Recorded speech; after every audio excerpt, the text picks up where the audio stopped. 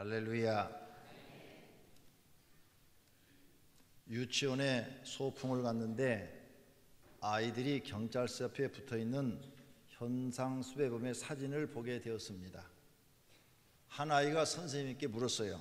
선생님, 경찰 아저씨들이 저 사람을 찾고 있지요?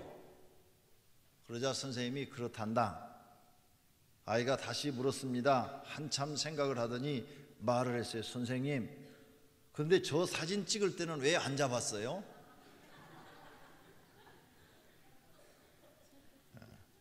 5월은 가정의 달입니다.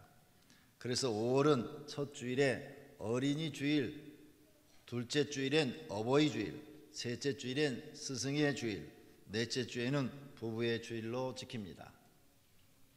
그러므로 모든 성도는 가정의 중요성을 깨닫고 자신의 가정을 잘 돌아보아 사명을 감당하시기를 바랍니다. 오늘은 첫째 주일 어린이 주일입니다. 그래서 자녀들에 관한 말씀을 전하겠습니다. 요즘 자녀 교육시키려면 매우 어렵습니다.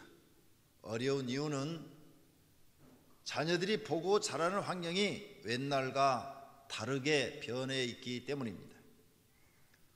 옛날에는 주변의 모든 환경이 자연적이었고 꾸밈이 없었고, 그래서 아이들도 순수하고 순진하고 정직한 것을 보고 배웠습니다.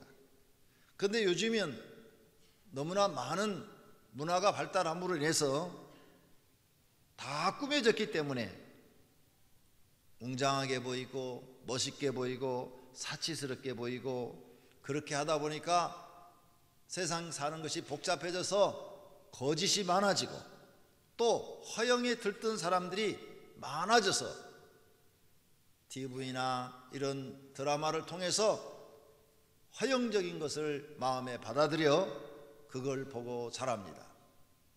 그러니 옛날처럼 아이들이 순수하고 순진하고 그런 아이들은 바보 취급을 당하기도 합니다.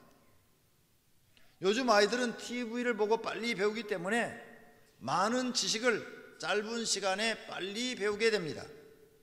TV는 어린이에게 유익한 것도 많지만 해로운 것도 많이 있습니다.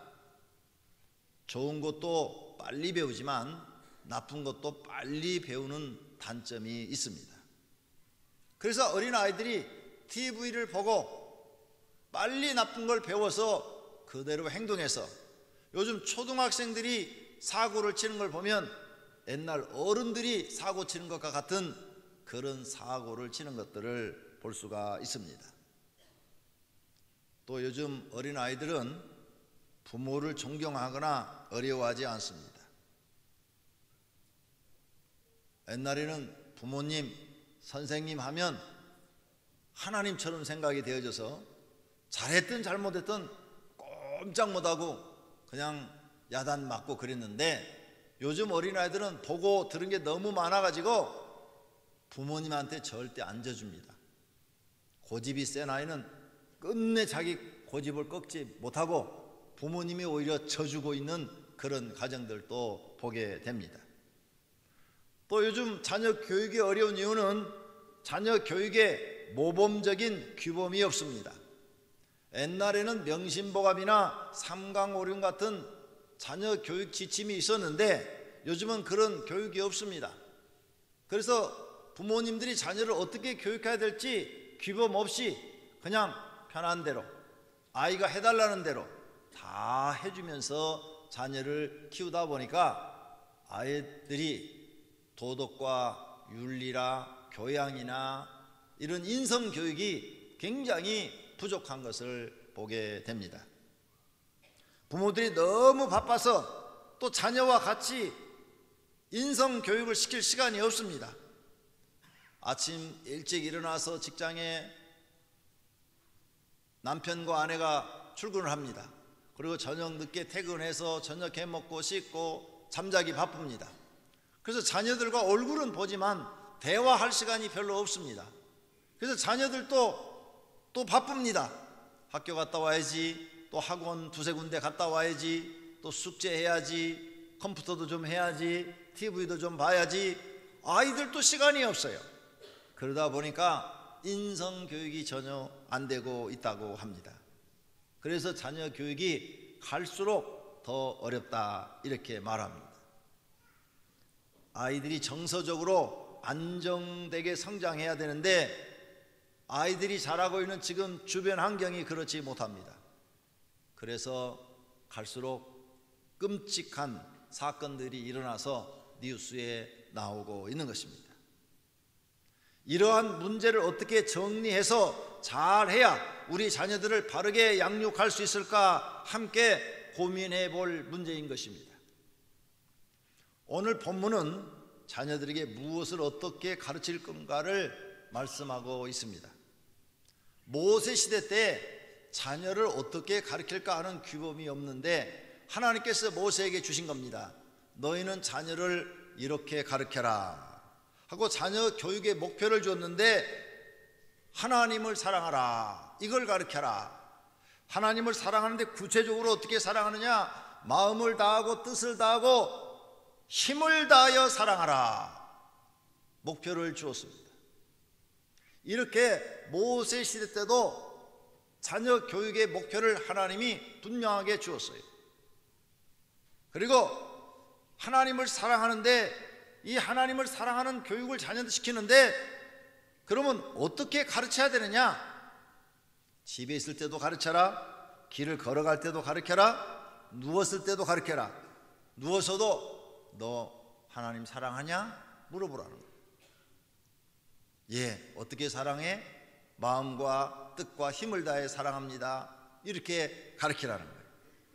또 일어났을 때도 가르치고 손목에 매라고 그랬어요. 손에다 메고 다니면서 너 하나님 사랑하는 것 그것이 네 인생의 목표다. 이것도 부족해서 이마에 붙이라고 그랬어요. 이마에 붙여라. 문설죄다가 기록해 놓고 나갈 때도 보고 들어올 때 바깥 문에도 기록해 놓고 가르치라고 말씀합니다. 이건 뭡니까?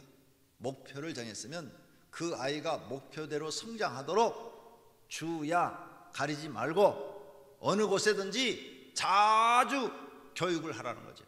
자주 교육을 하고 확인을 해서 이 아이 마음속에 이 아이의 생각 속에 오직 하나님 사랑 이것이 가득 차게 만들라는 거예요. 그래야 이 아이가 하나님을 잘 섬기고 하나님을 의지하고 하나님께 기도하고 신앙생활을 바르게 해서 인생을 바르게 살고 구원받고 영생 얻는 복 있는 사람이 된다는 거예요. 신명기 28장에 보시면 하나님의 말씀을 순종하면 들어가도 복을 받고 나가도 복을 받는다 그랬어요. 그러니 어린아이가 어려서부터 하나님을 사랑하고 순종하는 걸 가르쳐 놓으면 이 아이는 장성에서도 훌륭한 인물이 된다는 거예요. 교육 방법, 주야를 가리지 마라. 때와 장소를 가리지 마라. 어느 곳에 있든지 아이에게 너는 하나님 사랑한다는 그 목표를 정해서 가르치라고 모세에게 하나님이 말씀하신 것입니다. 오늘 성도님들의 가정에 교육 목표가 있으십니까? 교육 목표를 정하십시오. 나는 내 자녀를 어떻게 키우겠다. 대체적으로 교육 목표가 없고 자기 자녀들 이렇게 키웁니다. 공부만 잘해라. 공부만 잘해라. 이게 교육 목표예요. 공부만 잘해라. 그러니까 애들이 공부를 하려고 하는데 환경이 맞는 아이들이 있어요. 이런 아이들은 어느 정도 공부를 해 나가요. 근데 환경이 안 맞아요. 공부는 잘하라고 그러는데 공부할 수 있는 환경은 안 만들어주는 거죠. 그러면 아이들이 공부를 할 수가 없어요. 또 공부는 잘하라고 하는데 부모님이 집에 와서 아이들한테 욕을 하고 폭언을 하고 막 무시하고 이래버리면 또 아이들이 공부를 할 수가 없죠. 우리들도 어른들도요, 누가 막 스트레스 주고 그러면 공부 못합니다. 욕 먹어보세요. 하루 정도는 책이 안 들어가요. 왜? 머릿속에서 스트레스 받은 게 빠져나가야 정신이 통일이 되고 정신이 통일이 돼야 책이 머릿속에 들어옵니다. 그런데 이 아이들이 집에 왔을 때 부모가 아이들한테 박대하는 거죠. 그냥 아무런 생각 없이 말을 막 하는 거예요. 별로 잘못한 것도 없는데 막 욕을 하고 무시해버리는 거죠. 아이들이 스트레스 받는 거예요. 공부하려니까 공부가 들어가야죠. 아이들도 머릿속이 복잡해갖고 그게 다 지워질 때까지 시간이 걸리는 거죠. 근데 이거 매일 그런 일들을 당하니까 공부를 할 수가 없는 거예요. 공부할 환경이 안 되는 거죠. 오늘 교육할 목표를 정했으면 그 아이가 그 목표를 이룰 수 있도록 도와주는 것이 부모의 역할인 줄로 믿습니다. 그래서 우리가 우리의 자녀들 교육을 성공시키려면 먼저 할 일들이 있습니다. 첫째, 부모가 자녀에게 할 일이 있는데 부모의 책임을 다하는 겁니다. 디모데서 5장 8절에 말씀처럼 누구든지 자기 친족, 특히 자기 가족을 돌보지 아니하면 믿음을 배반한 자요 불신자보다 더 악하다고 그랬어요. 믿음을 배반한 자다, 불신자보다 더 악한 자다, 이런 소리 안 들으려면 자기 가족을 돌보는 사람이 그리스도인이라는 겁니다. 그러므로 부모가 되었으면 부모가 자녀에게 무엇을 해줘야 하는가를 알고 있어야 됩니다. 돈만 주어서 학교만 보낸다고 되는 것이 아니죠. 어린이는 부모가 책임을 지고 양육해야 할 의무가 있습니다. 어린이가 잘못되면 전적으로 부모의 책임입니다. 그래서 부모를 어린이의 보호자라고 말하지 않습니까? 낳기만 했다고 부모가 아닙니다. 낳았으면 책임을 다해야 하는 것입니다. 무책임한 부모가 자녀를 타락하게 만드는 것입니다. 어떤 가정은 이제 막 1살, 2살밖에 안 되는 애를 운다고 막 개패듯이 패요. 또 어떤 가정은 뉴스에 보니까 애를 막 집어 던져. 말 안 듣는다고 꼬마를 갖다가 팍 그냥 들어가지고 막 짐짝 던지 막 던지고. 어떤 집은 뉴스에 이렇게 보니까 너무 맞아가지고 온몸이 상처투성이야. 이것은 교육이 아니죠. 자기 성질을 아이한테 푼 거죠. 이것은 자녀를 사랑하는 게 아닙니다. 그렇게 실컷 때려놓고 그 다음날 과자 사주고 뭐 사탕 사주고 빵 사주면서 아빠는 너를 사랑해, 사랑해서 때렸어, 이렇게 말하는 것은 거짓말이죠. 그건 자녀를 잘못 사랑하는 겁니다. 부모의 책임이 있습니다. 부모가 할 일이 있다 그 말입니다. 반드시 그 아이가 성년이 될 때까지 보호자가 되어줘야 됩니다. 또 일용할 양식을 책임져 줘야 되고 대학까지 공부할 수 있도록 뒷바라지 해줘야 됩니다. 만약 못하면 미안하다고 그래야 됩니다. 아이들한테 미안하다, 아빠가 네가 알다시피 배운 거 없지 않느냐, 실력이 없다, 그래서 너를 뒷바라지를 다 못 해줘서 미안하다, 정말 미안하다. 그러면 애들이요 더 잘해요. 제가 어떤 분의 간증을 들었습니다. 부모님이 어려워서 아이를 대학을 보내지 못하는데 부모님이 자녀들한테 미안하다고 그랬어요. 내가 무능해서 너희를 못 보내주니까 미안하다 그러니까 자녀들이 걱정하지 마세요, 우리가 알바해갖고 다 다닐 거예요, 염려 안 하셔도 돼요.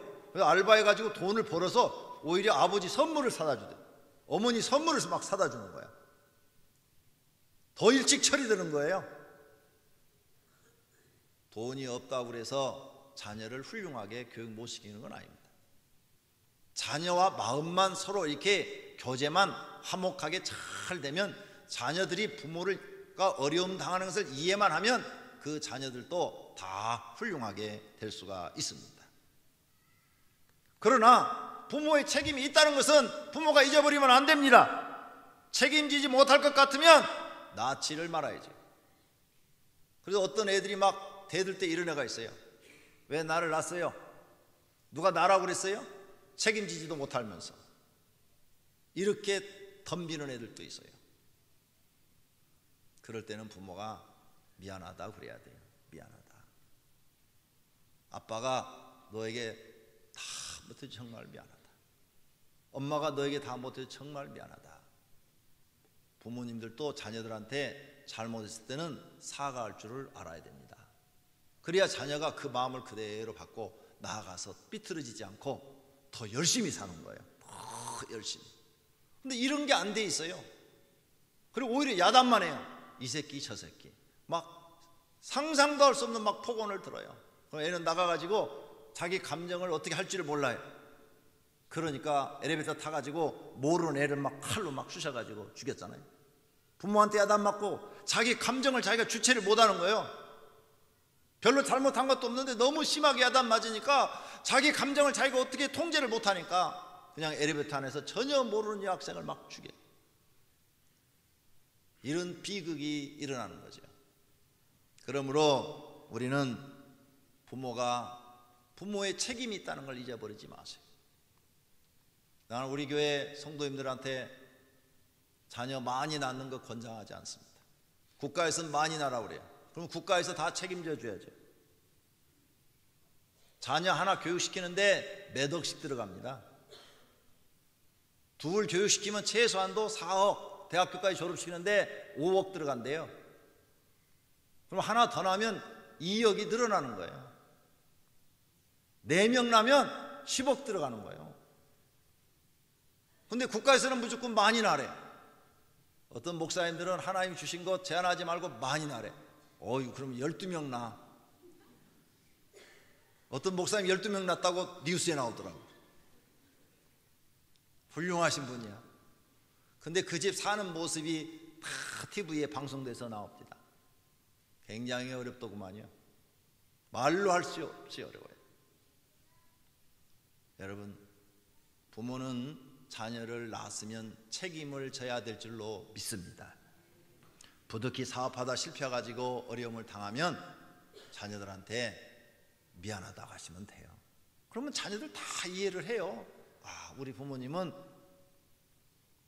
과거에 그 어려운 시절에 성장하셔가지고 우리처럼 이렇게 좋은 환경에 자라지 못하고 고생하면서 공부도 제대로 못하셔서 저렇게 밖에 살 수 없구나. 그러니 우리가 열심히 나가서 일을 해서 돈을 벌어서 부모님한테 더 잘해야지, 효도해야지, 이렇게 생각이 바뀌어요. 무조건 야단할 일이 아닙니다. 그리고 부모님은 자녀들한테 할 일이 있는데 바르게 사는 본을 보여줘야 됩니다.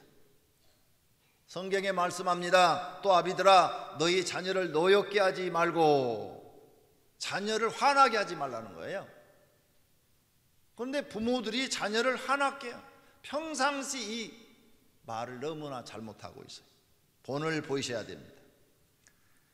본을 보이는 게 뭐냐? 언어가 바르게 돼 있어야 돼요. 평상시에 자녀를 부르는데 이 새끼 저 새끼 그건 그냥 조금만 화나면 욕이 막 섞였어요. 새끼에다가 막 옮길 수도 없어요. 그냥. 그래 애들이 기분이 나쁜 거예요. 자기 친구 집에 가면 놀러 가면 애들이 부모한테 사랑받는 모습이 보이는 거예요. 말도 참 이쁘게 하고, 학교 가도 다 말들 이쁘게 하는 아이들이 있는데 자기는 집에 가니까 맨날 개새끼 소새끼거든. 얼마나 기분 나쁘겠어요. 우리 자녀들 교육할 때 부모님들이 언어부터 수정하셔야 됩니다. 아무리 화가 나도 쌍스러운 말, 욕하지 않으셔야 됩니다. 절대 하셔는 안 됩니다. 아이들이 그 말에 상처를 받아요. 지금 어른들 자랐을 때는 그렇게 욕먹고 사는 것이 당연했어요. 왜? 일제 36년 치아 고통을 당하고 또 6.25 사변을 겪고 나서 사람 사는 게 완전히 밑바닥이기 때문에 이거 막 사느냐 죽느냐 하는 문제로 날마다 고민하기 때문에 그런 거 생각할 여유가 없었어요. 그런데 지금 아이들은 경제적으로 안정된 생활 속에서 크고 있거든요. 그리고 정보가 빨라요. 우리보다. 지금 초등학교의 교육 수준이 과거의 고등학교 교육 수준이에요. 정보를 엄청 많이 알고 있어요. 그래서 애들이 생각하는 게 더 빨라요. 그래서 절대 아이들한테 교육할 때 아무리 화가 나도 부모는 쌍스러운 말을 하시면 안 됩니다. 그걸 그대로 애들이 배우기도 하지만 상처를 받기 때문입니다. 그 다음 부모님이 보여줄 것은 바르게 사는 것을 보여줘야 됩니다. 술 주정을 하거나 아내나 자녀를 폭행하는 그런 행동을 집에서 보여주고, 또 집에서는 그냥 옷을 아무렇게나 입고 아무렇게나 사는 모습을 보여주고, 아니면 막 집에서 막 거짓말을 가르치고 어디 가서 이렇게 누구한테 전화하면 이런 거짓말 해라, 누구한테 뭐 하면 이렇게 해라, 아주 거짓된 말, 자기 임기응변을 막 가리키고 사치와 허용된 모습, 분수에 많지 않게 막 사는 이런 모습도 보여줘서는 안 됩니다. 자녀들한테는 정직하게 사는 것, 성실하게 사는 것, 열심히 사는 모습을 보여줘야 됩니다. 사람은 열심히 살다가 죽는 것이 아름답습니다. 그러므로 사람은 집에서 그냥 아무렇게나 놀다가 이렇게 세월 허성 보내고 그렇게 살아서는 안 됩니다. 가서 무슨 일이든지 열심히 하면서 살아야 합니다. 그 다음 부모님이 할 일은 자녀를 사랑하는 표현을 바르게 해야 됩니다. 부모님들이 자녀를 사랑하는데 잘못 표현하는 분들이 있어요. 내 아이가 남의 애를 탁 때리고 왔어요. 그럼 부모님이 딱 안아주면서 아이고 내 새끼 이러고 있네. 얘는 남을 때리면 엄마가 좋아하는구나. 그거 또 때려가서 자꾸 때리는 거예요. 남의 물건을 뺏어왔어요. 그러면 부모가 안아주면서 아이고 내 새끼 이쁜 새끼 이러네. 뺏어오면 부모는 좋아하는구나. 이렇게 하는 거예요. 인식은 야단을 해야 되는데 잘못 사랑을 표현하는 건 많습니다. 이 잘못 사랑 표현 때문에 아이들이 판단력이 없어지는 거죠. 무엇이 옳은지 무엇이 틀린 것인지를 모르게 됩니다. 부모가 좋아하는 걸 자꾸 하게 돼요. 그래서 부모가 딱 봤을 때 아이가 뭐가 이렇게 잘못하고 있으면 안아주는 것이 아니라 잘못한 것을 가르쳐 줘야 됩니다. 그게 진짜 자녀를 사랑하는 겁니다. 너 지금 남의 물건을 뺏어오는 것은 잘못한 거야. 당장 갖다 주고 와. 그 자리에서 야단을 쳐서 갖다 주게 하고, 그게 자녀를 사랑하는 거예요. 사랑 표현을 잘못하고 있는 겁니다. 특히 부부간에 싸우고 나왔을 때 이 아이들이 중간에서 어떻게 할 줄을 몰라요. 근데 자기 편 들어주면 무조건 내 새끼야.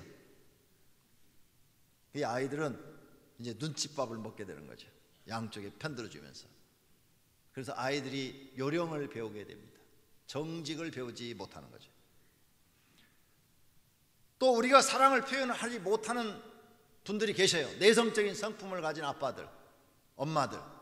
자기 사랑이 아이가 예뻐요. 근데 한 번도 자기 아이한테 나는 너를 사랑한다. 아들아, 아빠는 널 사랑해. 딸아, 아빠가 널 사랑해. 이런 말을 평생 한 번도 못하는 분이 있어요. 왜?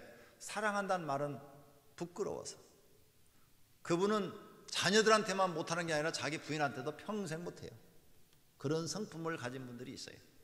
근데 고치셔야 돼요. 고치셔야 됩니다. 고쳐서 자녀가 이쁜 짓 됐을 때, 올바른 짓 됐을 때, 그리고 성적을 자기가 가지고 있던 성적보다 더 많이 받아오고 그랬을 때 칭찬해주고 사랑을 표현해줘야 돼요. 아버지가 반드시 사랑 표현해줘야 돼요. 아버지들이 자녀를 사랑하는데 그 표현을 안 해가지고 자녀들은 이렇게 생각해요. 우리 아버지는 나를 싫어하는가 봐, 나를 미워하는가 봐, 이렇게 알고 있어요. 이게 얼마나 잘못 알고 있는 거예요. 사랑 표현을 할 줄 몰라서 이런 거예요. 정당하게 사랑 표현을 하셔야 돼요. 나는 네가 이렇게 공부 열심히 하는 거 보니까 자랑스럽다. 나는 너를 사랑한다. 이렇게 표현해 줘야 돼요. 말이 잘 안 나오면은 들어다가 한번 안아서 등이라도 두들겨 줘야 돼요. 이런 사랑 표현이 자녀가 우리 아버지가 나를 사랑하는구나, 우리 어머니가 나를 사랑하는구나, 그걸 느꼈을 때 그 일에 더 열심을 하게 되는 거거든요. 근데 사랑 표현은 아버지들이 안 해요. 안 하는데 잘못했을 때는 모아가지고 반 죽여. 사랑 표현은 전혀 안 하면서 잘못했을 때는 그냥 반 죽여요. 그러니까 애들이 정이 없는 거예요. 아버지에 대한 정이, 그리움, 아버지에 대한 애틋한 사랑 전혀 없어요. 그래서 빨리 나이만 먹으면 집을 탈출하려고 그러는 거예요. 시집 가려고 그러고 장가 가려고. 왜? 집을 탈출하려고. 근데 여기 학생들 잘 들어야 돼요. 집을 탈출해도 똑같아. 결혼해도 그런 어려운 환경은 또 찾아오고, 더 어려운 환경이 올 수 있어요. 이것이 인생이라는 거죠. 그래서 우리는 자녀들한테 사랑 표현을 바르게 하는 습관을 부모가 길러서 잘했을 때는 분명히 칭찬도 해주고 사랑도 표현해 주기를 바랍니다. 할렐루야. 두 번째로 자녀 교육에 목표가 있어야 합니다. 자신의 자녀는 어떻게 키우겠다는 목표가 있어야 돼요. 학교 교육은 목표가 없습니다. 지식만 넣어줘요. 우리 자녀 교육의 일부분만 담당하고 있습니다. 자녀의 교육은 100% 부모님의 교육 철학에서 만들어집니다. 그러니까 부모님이 내 자녀를 어떻게 키우겠다는 교육 철학이 없으면 자녀는 지 마음대로 큽니다. 옆에 있는 거 보고 그냥 좋은 대로 그냥 가요. 컴퓨터가 좋으면 컴퓨터에 빠져가지고 게임에 빠져버리고, TV가 좋으면 TV에 빠지고, 중고등학생 애들이 자기 멋대로 크다 보면 교육에 목표가 없으니까 연애에 빠져가지고 벌써 중학생들이 벌써 길거리에서 연애하고 돌아다니고 이렇게 되는 것입니다. 공부하고는 관심이 없어요. 이렇게 자녀 교육이 어려운데 자녀 교육 목표가 있는 가정은 다릅니다. 성경에 보면은 자녀 교육에 실패한 신앙인들도 많아요. 아담 첫 번째 아들 가인 실패했어요. 엘리 제사장 두 아들 홈리와 비누아스 교육 실패했어요. 다윗 신앙이 그렇게 좋은데 장남 암놈 실패했어요. 그 다음 압살롬 셋째, 그 교육도 실패했어요. 그래서 압살롬이 암논을 죽였고 압살롬은 아버지한테 반역을 일으켰어요. 삼손 교육 실패했어요. 힘을 제대로 써보지도 못하고 죽었어요. 그런데 성공한 자녀들이 있어요. 한나 여인이지만 사무엘 교육 목표가 확실했어요. 하나님을 사랑하라는 이 계명을 그대로 주입시켰어요. 다윗 실패한 아들도 있지만 성공한 아들 솔로몬도 있어요.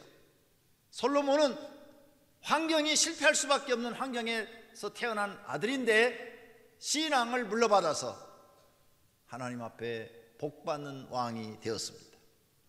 이렇게 자녀 교육은 성공할 수도 있고 실패할 수도 있는데, 그렇다면 우리는 이런 교훈들을 받아서 우리 자녀 교육들을 성공시켜보자 그 말이에요. 그렇다면 구체적으로 교육 목표를 정하라는 거죠. 옛날에도 뼈대가 있는 가문은 다 가훈이라는 게 있었어요. 가훈. 그래서 그 가훈대로 어려서부터 가르치는 거예요. 우리 집 가훈은 이거다 하면서 어린아이들에게 자꾸 가훈을 설명해 주니까 그 어린아이들이 다른 길로 갈 수가 없는 거예요. 그 가훈을 이루도록 가는 거예요. 녹펠로 가정에는 그 어머니의 교육 목표가 있었다고 합니다. 그가 그렇게 재벌이 될 때까지 그 어머니가 10가지 교훈을 성경책에다가 붙여놔 줬는데, 첫째, 하나님을 친아버지처럼 섬겨라. 둘째, 목사님을 하나님 다음으로 섬겨라.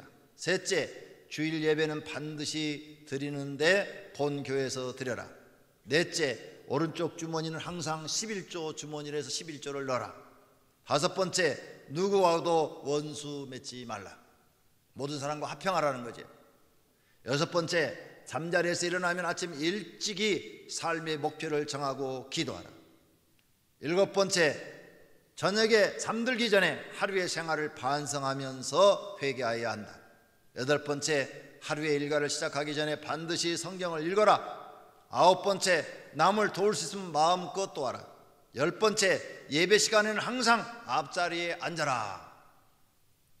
이렇게 어려서부터 성경책 속에 10가지 목표를 어머니로부터 받은 녹펠로는 그러한 사람이 되기 위해서 기도하고 날마다 보면서 그게 자기의 삶이 되고 사상이 돼서 살아가서 가난을 딛고 일어나 재벌이 되고 존경받는 신앙이 되고 교회를 세우고 하나님께 영광 돌리는 사람이 됐다는 것입니다. 우리 오병이어 교회의 목표는 첫째는 하나님 사랑입니다. 둘째는 이웃사랑이고 셋째는 십자가 정신으로 사는 것입니다. 성도님들 가정도 목표를 정하시고 오늘부터라도 집에 붙여놓고 자녀들이 여러분이 목표를 정한 대로 성장되기를 기도하시고 또 가르치시기를 바랍니다. 결론으로 요한 3서 1장 4절에 말씀합니다. 내가 내 자녀들이 진리 안에서 행한담을 듣는 것보다 더 기쁜 일이 없도다. 사실입니다. 우리 자녀들이 하나님 말씀 안에서 산다, 그 소리를 들을 때 우리는 가장 기쁜 소식이 될 줄로 믿습니다. 미국의 초대 대통령 워싱턴이 어머니의 생일 축하식에 많은 인사들을 초청하였습니다. 그때 프랑스 대사가 워싱턴 어머니에게 가까이 가서 물었습니다. 저토록 훌륭한 아들을 둔 비결이 어디 있습니까? 그때 그 어머니가 이런 대답을 했습니다. 나는 내 아들이 어려서부터 하나님의 말씀을 순종하고 교회를 떠나지 않도록 가르쳤습니다. 그랬더니 하나님이 저렇게 대통령까지 되게 해주셨다는 것입니다. 미국 오클라호마의 어떤 고등학교에 다니는 학생 중에 성적과 품행이 가장 좋은 학생 10명을 택해서 그들의 가정을 조사해 보았다고 합니다. 그 학생들의 부모들은 그 자녀들에게 하루에 몇 번씩 나는 너를 사랑한다 라고 말로써 표현을 했다는 겁니다.